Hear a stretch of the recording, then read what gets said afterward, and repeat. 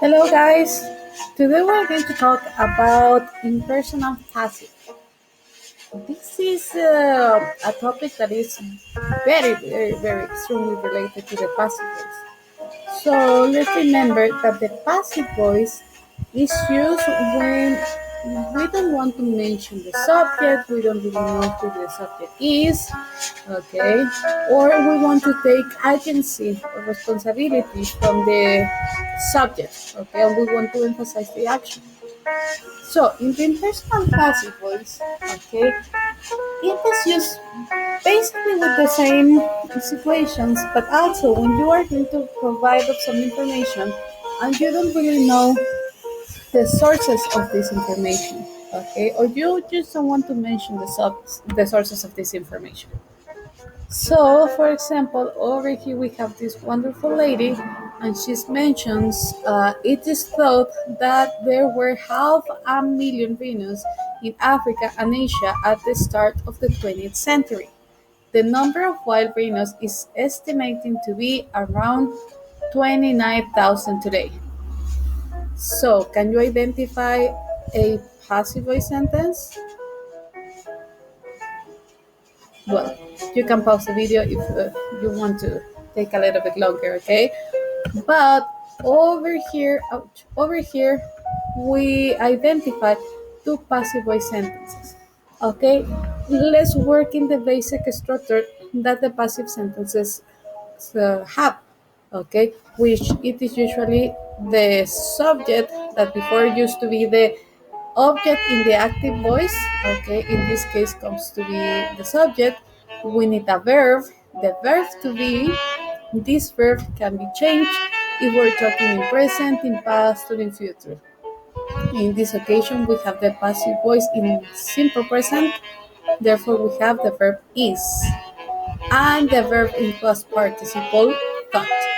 Okay, the same over here. We have the subject, the number of wild rhinos, then we have the verb to be in simple present, and we have a verb estimating. So then we just came with the mistake, okay?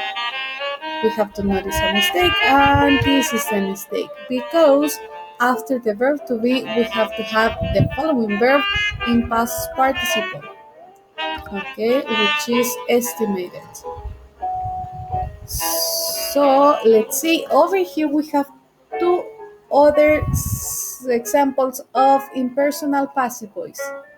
In the first one, in the UK, it is believed that black cats bring good luck, which is the opposite to almost every other country in the world.